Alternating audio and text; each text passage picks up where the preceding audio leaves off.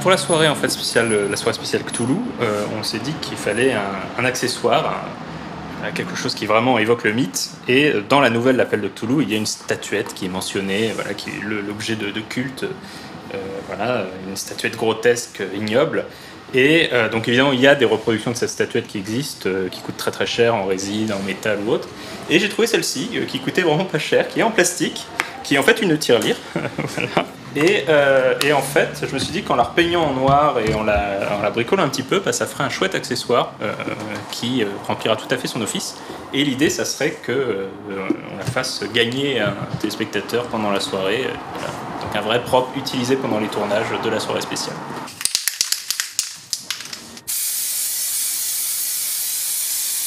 On va faire quelques spics et puis ensuite je ferai l'arrière. Bonsoir, bienvenue dans Debug Mode. Alors, il y a presque un an maintenant, je me suis rendu compte que hasard du calendrier, 2016 marquait un double anniversaire, c'est-à-dire l'anniversaire de la création de Cthulhu et de la première publication du jeu de rôle papier L'Appel de Cthulhu. Et donc, j'ai proposé à Alex l'idée de faire une soirée spéciale autour de ce grand ancien tentaculaire.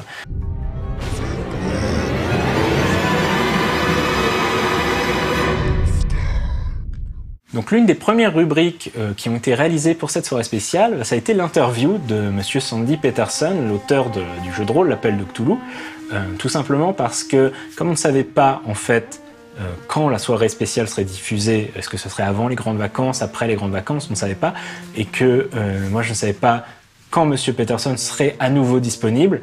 Du coup, j'ai voulu enregistrer ça le plus tôt possible, c'est-à-dire dès février 2016. Donc voilà, comme quoi les projets de soirée spéciale, c'est vraiment des projets au long cours, n'en déplaise aux marins d'Innsmouth.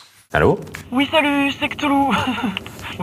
Pour l'appel de Cthulhu. Dans les soirées spéciales, on essaie toujours d'avoir un fil rouge, des intermèdes de présentation entre les programmes.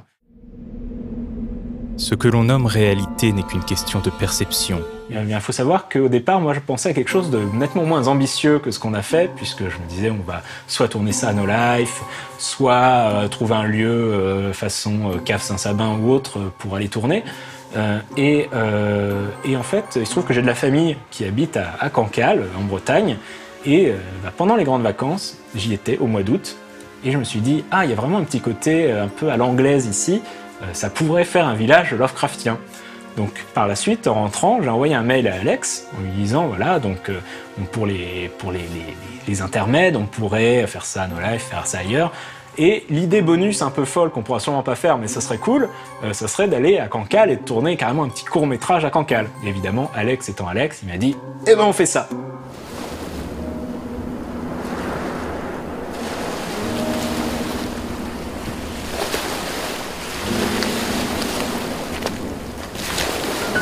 Et nous y voilà, la crique des profonds.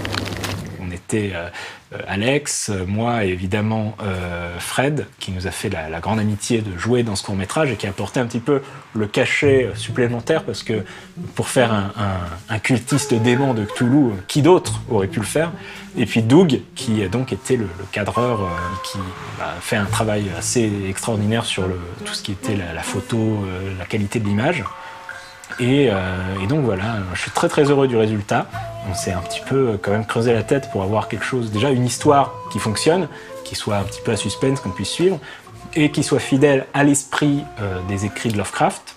Et d'ailleurs, la nature elle-même s'est jointe à notre effort, puisque au moment où on tournait cette scène de l'invocation sur la plage de Galets, évidemment ça a été, comme tu dirais, amélioré par les effets spéciaux, mais on a quand même eu une averse qui nous est tombée dessus à ce moment-là. Action. Il y a le truc qui se fait. Tu oses jeter un coup d'œil, puis tout de suite tu arrêtes de regarder. Voilà. Et après, c'était vraiment l'enfer parce que les galets étaient hyper glissants. Si vous vous rappelez, on est arrivé par un escalier, mais un escalier large d'1 mètre au-dessus du vide, hein, donc ça, heureusement, il pleuvait pas encore parce que sinon c'était juste pas possible.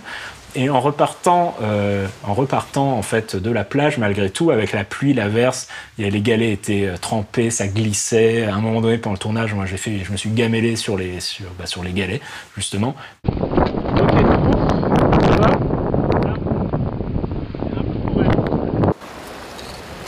Là, nous sommes dans des conditions. Voilà, donc On a appelé Cthulhu. on a appelé Cthulhu, la tempête est déchaînée, je me suis viandé dans les galets, et voilà, c'est l'aventure, c'est No Life. On a fait aussi une partie de jeu de rôle filmé, donc ça on l'avait déjà fait pour la soirée Shadowrun, où on avait été dans les locaux de l'école 42, avec des caméras qui tournaient, tout ça. Là, tout de suite, on s'est dit, là-dessus, on va aller sur quelque chose d'un peu plus modeste. Un jet de dextérité. 74. Tu n'arrives pas à te dégager à temps et tu sens ces tentacules qui sont comme plein de piquants qui s'agrippent autour de ta jambe. Ça te fait comme l'effet d'une énorme sangsue. Et là, tu réalises avec horreur comment est mort votre compagnon. Et voilà, tu fais un jet de santé mentale. Et quelque part, ça a été une sorte de pilote, d'une certaine manière, pour Roleplay, qui était déjà une émission à laquelle je réfléchissais à ce moment-là, et qui nous a permis de tester plein de choses et de voir déjà ce qui marchait et ce qui marchait pas. Notamment, on a passé beaucoup de temps au montage, le jour même de la diffusion, le matin, je suis venu à No Life pour voir avec Alex, pour passer en revue la partie, pour incruster les images, et déjà on s'est dit, ok, le jour où on fait vraiment roleplay, il faut qu'on trouve des techniques, des manières de tourner ça pour que ça soit moins galère, parce que là on y passe un temps fou. Alors je suis très content du résultat, mais il faut bien voir que la durée, à l'antenne c'était 40 minutes la partie, on a tourné pendant je pense 1h20, donc voilà, on en a coupé la bonne moitié avant la diffusion. Donc voilà, ça a été une source d'apprentissage qui a beaucoup servi par la suite pour pouvoir faire roleplay. J'espère que cette partie vous a plu et qu'on aura bientôt l'occasion de refaire des parties de jeux de rôle filmées sur No Life. Encore une fois, moi je suis très heureux d'avoir pu faire cette soirée spéciale sur No Life. C'est encore des programmes qu'on ne peut voir que sur No Life. Donc voilà, on peut être fier, je pense, d'avoir pu faire cette soirée spéciale. Maintenant, je vais me reposer un petit peu et je vais attendre, comme d'habitude, 2 ou 3 ans avant d'en proposer une nouvelle soirée spéciale à No Life. Et oui, je suis confiant, on sera encore là dans 2 ou 3 ans.